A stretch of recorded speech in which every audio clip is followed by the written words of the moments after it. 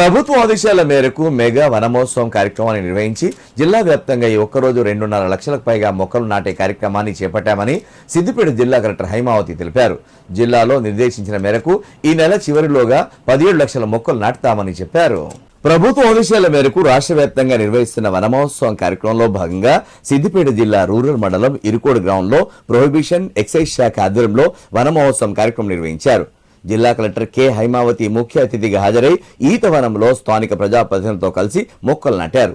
ఈ సందర్భంగా జిల్లా కలెక్టర్ మాట్లాడుతూ ఇప్పటి వరకు 12 లక్షలకు పైగా మొక్కలను నాటడం జరిగిందన్నారు.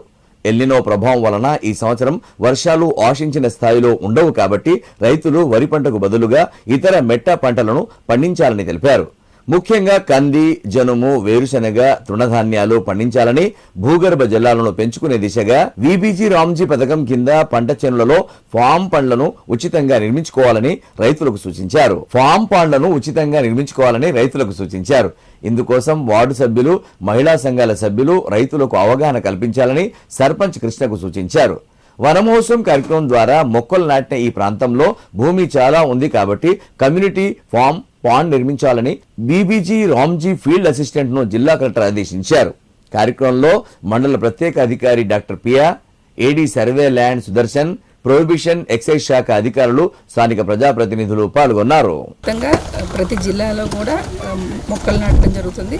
సిద్దిపేట జిల్లా కూడా 17 లక్షల ప్లాంటేషన్ టార్గెట్ ఇవ్వడం జరిగింది. ఇప్పటి వరకు 12 లక్షలు కంప్లీట్ చేయడం జరిగింది. ఈరోజు దాదాపుగా 2.5 లక్షల టార్గెట్ పెట్టుకొని చేయడం జరుగుతుంది. ఈ మంత్ ఎండింగ్ కల్లా వన మహోత్సవంలో భాగంగా ఈ మంత్ ఎండింగ్ కల్లా ప్లాంటేషన్ ఏదైతే టార్గెట్ ఇచ్చారో 17 లక్షలు కంప్లీట్ చేయడం జరుగుతుంది. కేవలం వన మహోత్సవంలో భాగంగా ఈరోజు ఇరుకోటి గ్రామం సిద్దిపేట రూరల్ మండలం రావడం జరిగింది. సో రైతులందరికీ విజ్ఞప్తి ఏంటంటే మనకి ఈ సంవత్సరం ఎల్నినో ప్రభావం వల్ల వర్షాభావ పరిస్థితులు బాగా ఉంటాయి కాబట్టి